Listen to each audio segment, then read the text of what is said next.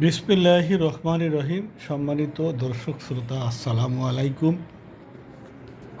ছোট্ট দু একটা কথা বলবো আপনাদের উদ্দেশ্যে। আপনারা একটু স্মরণ রাখবেন। সবাই জানা আছে বাংলাদেশে দুইটা শব্দ অনেক আগের থেকে, না বলতে গেলে এই গত ফ্যাসিস্ট সরকারের যে 17 বছর, সেই সময় থেকে শুনে আসতেছি। একটা শব্দ হলো রাজনীতিতে শেষ বলতে কিছু নেই। এই একটা শব্দ শুনে আসছি, রাজনীতিতে শেষ বলতে কিছু নেই। এই কথাটা ঠিক আছে। দেখো, অনেক বড় বড় নেতাদের মসলিকা আমরা দেখতে পাচ্ছি যে জীবনে আর রাজনীতি করবে না, কিন্তু তারাও খুব শক্তিশালী, কি বলা হয় যে তুখোর রাজনীতিবিদ, রাজনীতি করে যাচ্ছে। আর একটা শব্দ হলো জিরো টলারেন্স। এই জিরো টলারেন্স শব্দটা বইলা একটু উজ্জীবিত করা হয়, উৎসাহ বাড়ানো হয়। জিরো টলারেন্স বলতে কী বোঝায়? আমি তো জিরো টলারেন্সের কিছুই দেখলাম না। বিশেষ করে দুর্নীতি এবং সন্ত্রাস দমনের ক্ষেত্রে জিরো টলারেন্স শব্দটা ব্যবহার করা হয়, কিন্তু কোথায় জিরো টলারেন্স বলতে কিছু দেখেছেন আপনারা? কেউ পেরেছে জিরো টলারেন্সে নামিয়ে আনতে? বাংলাদেশে এই এখন তো, আগে তো মনে করেছি যে এক শ্রেণীর মাফিয়া চক্র ছিল, এক শ্রেণীর সন্ত্রাসী ছিল, দলীয় সন্ত্রাসী, দলীয় আশ্রয় প্রশ্রয় তারা সন্ত্রাসী কার্যক্রম করছে। দলীয় নেতাদের ছত্র ছায়ায় তারা সন্ত্রাসী কার্যকলাপ করছে। আজ থেকে ৪৫ বছর আগে সেই ইমদুর কথা মনে আছে, গাজীপুরের। তাকে যে একজন সত্তার সাহেবের আমলে একজন মন্ত্রীর বাসায় তাকে পাওয়া গেছে।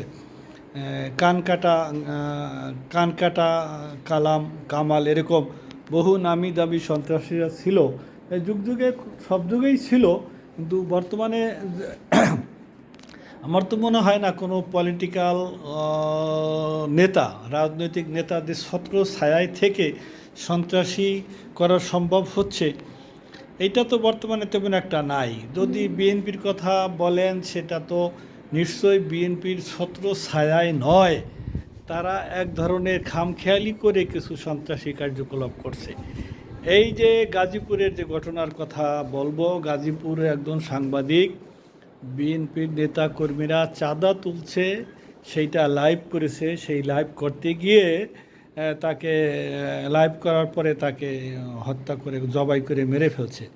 যে কয়জন আসামি ধরা পড়ছে, এরা কি, আমার তো মনে হয় না কোনো দলীয় নেতা কর্মী না, এরা তো আমার মনে হয় ভাড়া করা গুন্ডা।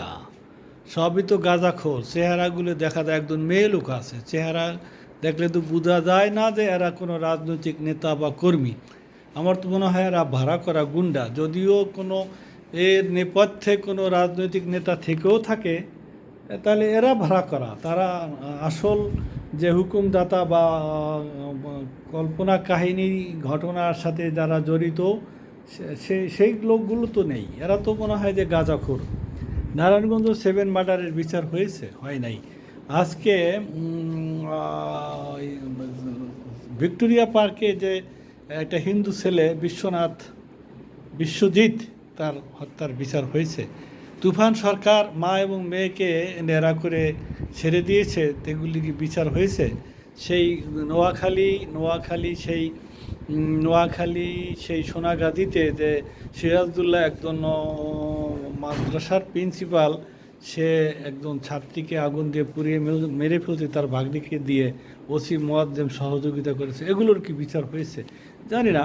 তো এখন কিছুদিন আগে মিট ফোটে যে ঘটনাটা ঘটলো, প্রকাশ্যে দিনে দুপারে পাথর দিয়ে থেতলে মেরে ফেললো একজন ক্ষুদ্র ব্যবসায়ীকে, এবং সে ব্যবসায়ীর ওয়াইফ কয়েক মাস আগে তালাক হয়ে গেছে। এখন সে স্ত্রী, স্বামী দাবি করতেছে, মনে করছে যে কিছু সহযোগিতা যদি হয় তাহলে সে পাবে। তো এখন গাজীপুরের যে ঘটনাটা ঘটে গেল, আমাদের স্বরাষ্ট্র উপদেষ্টা নিঃসন্দেহে ভালো লোক, তিনি তো আসলে তো এগুলি কন্ট্রোল করতে পারছেন না। এভাবে তো একটা রাষ্ট্র, একটা দেশ চলতে পারে না। তা আগাম কথা বলা ঠিক না। তারপরও বলবো, নির্বাচন যতই ঘনীভূত হয়ে আসবে, ততই নির্বাচনী কোন্দল বেড়ে যাবে। দলের ভিতরে হিংসা বিদ্বেষ, নমিনেশন নিয়েও একটা সেদিন দেখলাম গণ অধিকার পরিষদে নমিনেশন নিয়ে তুমুল তর্ক বিতর্ক হাতাহাতি। এমনিভাবে বিভিন্ন দলের সাথে প্রতিযোগিতামূলক অংশগ্রহণমূলক নির্বাচন তো অবশ্যই হবে। প্রতিযোগিতা এবং অংশগ্রহণমূলক নির্বাচন করতে গিয়ে দুই দলের ভিতরে ধাওয়া পাল্টা, মারামারি হাতাহাতি খুন খারাপি তো অনেকটা হবেই। নিশ্চয়ই আপনারা অবগত আছেন যে বিগত সরকারের আমলে যে স্থানীয় সরকার নির্বাচন এবং ইউপি পরিষদ নির্বাচন দলীয় প্রতীক দেওয়া হওয়ায় কত লোক মারা গেছে এটা তো আমার কথা না।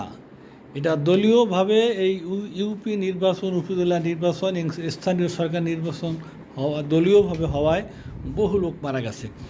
এখন এই যে নির্বাচন আসতেছে ফেব্রুয়ারিতে, নির্বাচন যতই ঘনীভূত হবে ততই রাজনৈতিক দলের ভিতরে হিংসা রোষানল ধাউ করে জ্বলবে এবং আস্তে আস্তে অনেক খুন খারাপি বেড়ে যাবে। এটা কতটা ট্যাকেল দিতে পারবে আমার তো মনে হয় না, জিরো টলারেন্সে আনতে পারতেছে না। একটার পর একটা দেশে বড় ধরনের অপ্রীতিকর ঘটনা ঘটেই যাচ্ছে। আমরা জনমানুষের নিরাপত্তা চাই, এটা আমরা সরকারের কাছে দাবি করব এবং স্বরাষ্ট্র উপদেষ্টা আরও কঠিন হস্তে যেন এই সন্ত্রাসী দমন করতে পারে। ধন্যবাদ। আসসালামু আলাইকুম।